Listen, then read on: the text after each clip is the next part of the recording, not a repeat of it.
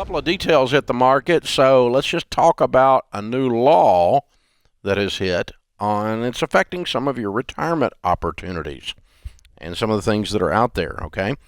It's called the Secure Act, and it's a piece of legislation that happened last year, and it's taking effect here at the beginning of 2020.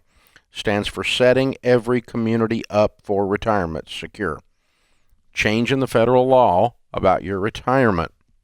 And there are basically 5 or 6, 7 changes that you need to think about and know about in the tax law. And we'll talk about them from time to time as a caller calls in.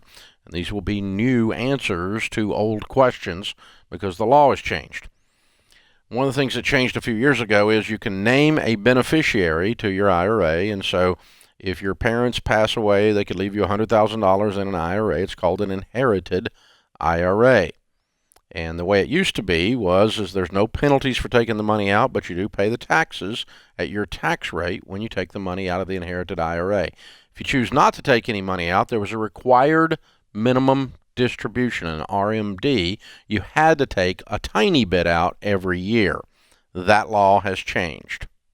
They are now forcing you to take all of the inherited IRA within 10 years. And so if you get $100,000, you're going to pull $10,000 a year minimum.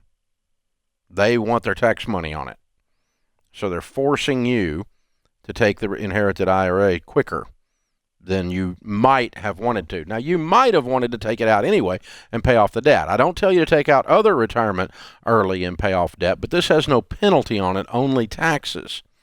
And so I typically tell you to cash in an inherited IRA if you're trying to hit some of your other financial goals anyway. But if you were not wanting to do that, well, toughies.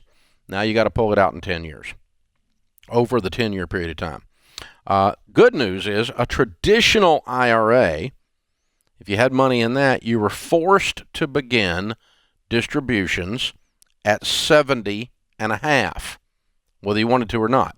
Again, the RMD, the required minimum distributions. You had to start taking that. The law has changed in your favor.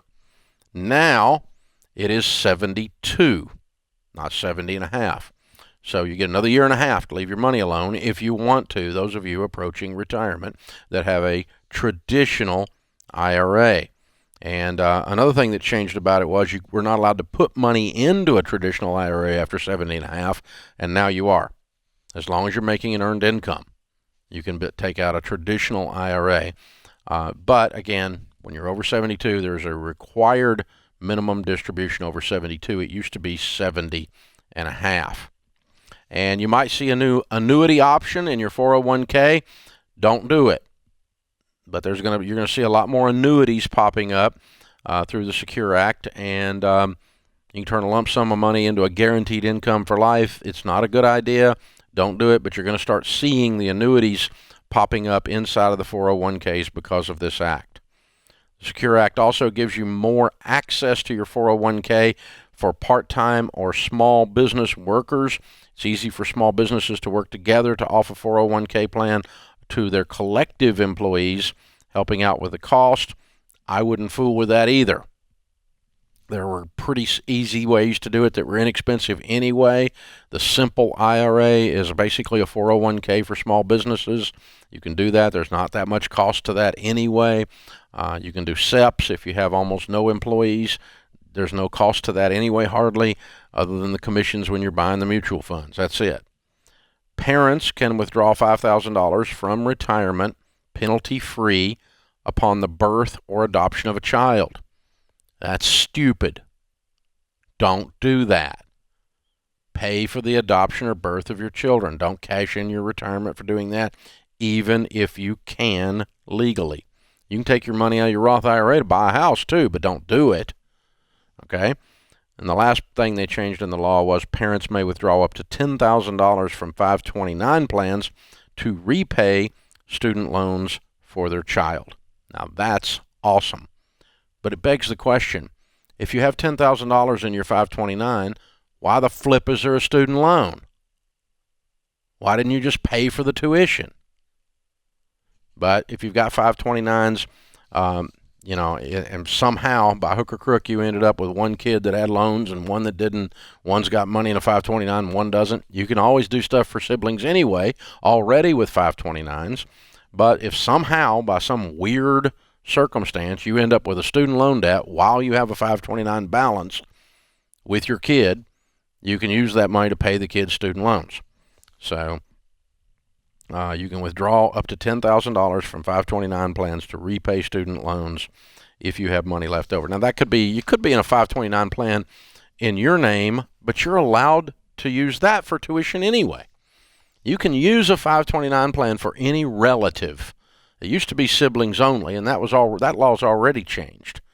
So if you had a 529 plan, mama, and you didn't use it all, you can use it to send your baby to college. And if you didn't, and you took out a student loan anyway, well, that's stupid. So go ahead and take the 529 out and pay off the student loan. It's now perfectly legal to do that and not cause any problems. You couldn't ever use it to pay student loans before. That's new. But I don't know why you would. You wouldn't have a student loan if you had a 529. You'd use the money to go to school. So it's just silly. But anyway, a couple of these laws changes are awesome and are going to work in your favor. You can, especially this thing where you can leave your 401k alone now until 72 instead of 70 and a half, and you can, no matter how old you are, you can open a traditional 401 or traditional IRA as long as you have an earned income, and that allows you to do that at any age. But you will have to begin, if you're over 70, 72, you'll immediately have to begin required minimum distributions. The rest of these changes really are not, they give you some flexibility, but most of them are dumb ideas. Annuities in your 401k, dumb idea. Sharing a 401k plan with other small businesses in a collective, generally a dumb idea. Taking $5,000 out because you had a baby out of your retirement, dumb idea. Taking money out of a 529 to pay off a student loan when you should have just used the 529 money to pay the tuition in the first place. I guess that's a smart idea now, but I don't understand why it's there, so it doesn't make any sense.